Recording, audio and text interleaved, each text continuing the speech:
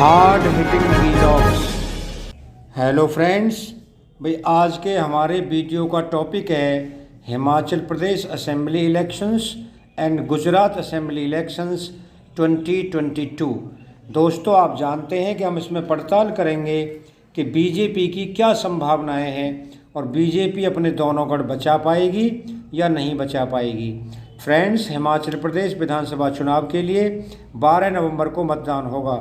गुजरात विधानसभा चुनाव की तारीखों का अगले कुछ दिन में ऐलान हो जाएगा। सभी पार्टियां कैंपेनिंग में जुटी हैं। बीजेपी के लिए हिमाचल प्रदेश और गुजरात का चुनाव महज दो राज्यों के विधानसभा चुनाव का नहीं है, बल्कि वह 2024 के लोकसभा चुनाव के लिहाज से भी अहम है। फ्रेंड्स, हिमाचल प्रदेश और गुजरात दोनों ही राज्यों में अभी बीजेपी सत्ता में है। हिमाचल में अब तक का ट्रेंड है कि वहाँ हर चुनाव में सत्ता बदल जाती है। गुजरात में बीजेपी इस बार लगातार छठी बार सत्ता में आने की कोशिश करेगी। दोस्तों, हिमाचल और गुजरात में बीजेपी के सत्ता में होने की वजह से विधानसभा चुनाव में सरकार के कामों की परीक्षा भी होगी। बीजेपी लगातार दावा करती रही है कि उसकी सरकार ने लोगों के लिए बहुत काम किया है। बीजेपी हर बार डबल इंजन की सरकार का दावा करती है। बीजेपी अपने प्रचार अभियान में ज़रूर कहती है कि डबल इंजन की सरकार का लोगों को डबल फ़ायदा मिलता है। गुजरात और हिमाचल प्रदेश के विधानसभा चुनाव इस डबल इंजन की सरकार के काम पर भी वोट देंगे। दोस्तों, गुजरात प्रधानमंत्री नरेंद्र मोदी का गृह राज्य भी है। गुजरात में हर कोने में उनकी तस्वीर लगे पोस्टर नज़र आते हैं। डिफेंस एक्सपो के दौरान भी गुजरात की सड़कों के किनारे पीएम मोदी की तस्वीरें लगी थीं। जाहिर है कि बीजेपी गुजरात विधानसभा चुनाव सिर्फ और सिर्फ मोदी के नाम पर लड़ रही है।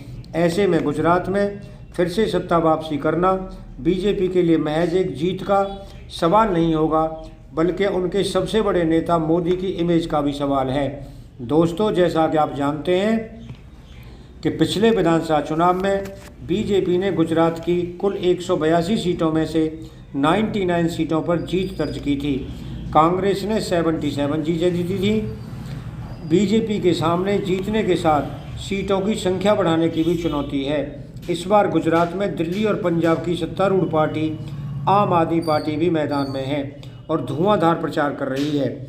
गुजरात में अब तक कांग्रेस और बीजेपी के ही बीच मुकाबला होता रहा है, लेकिन त्रिकोणीय मुकाबले में सीटें निकालकर सत्ता वापसी करना बीजेपी के सामने एक चुनौती है।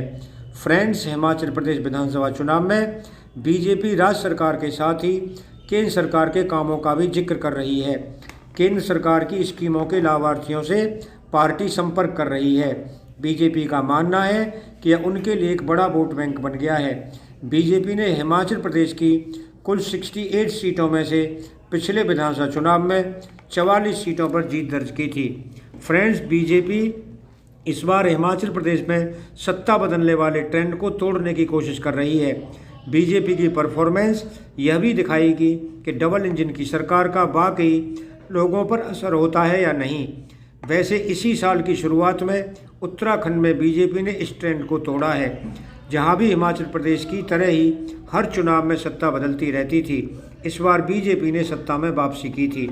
दोस्तों, बीजेपी के लिए चुनौती सिर्फ राज्यों के विधानसभा चुनाव जीतना ही नहीं है, बल्कि इसका सीधा संदेश जाएगा वो भी अहम है। 2024 में लोकसभा के चुनाव होने हैं और बीजेपी उसके लिए काम कर रही है। अगर किसी राज्य में बीजेपी सत्ता से बेदखल होती है तो इसका असर लोकसभा चुनाव पर भी पड़ेगा, खासकर तब बीजेपी विधानसभा चुनावों को भी प्रधानमंत्री मोदी के नाम पर लड़ रही हो। दोस्तों, अगर बीजेपी सत्ता गंवाती है तो इसका ये संदेश जाएगा कि मोदी के चेहरे पर चुनाव लड़कर भी बीजेपी हार सकती है। विपक्षी दलों के पास ये कहने का मौका होगा कि मोदी को हराया जा सकता है। फ्रेंड्स, जैसा कि आप जानते हैं कि इस साल बीजेपी ने मणिपुर, उत्तराखंड, यूपी और गोवा में अपनी सत्ता बचाए रखने में कामयाबी हासिल की थी। पंजाब विधानसभा चुनाव बीजेपी ने पहली बार अकाली दल से अलग होकर अकेले लड़ा। पंजाब में वैसे भी कांग्रेस की सरकार थी, जिसे हराकर आम आदमी पार्टी ने सरकार बनाई। दोस्तों, अब गुजरात और हिमाचल प्रदेश में जीत बीजेपी के लिए इसलिए भी ज़रूरी है ताकि वह जीत की लय लोकसभा चुनाव तक बरकरार रख सके। दोस्तों, अगर आपको वीडियो पसंद आया हो तो आप चैनल को सब्सक्राइब करें, वीडियो को लाइक करें, ज़्यादा से ज़्यादा शेयर करें। आप लोगों का बहुत बहुत धन्यवाद। Thank you very much.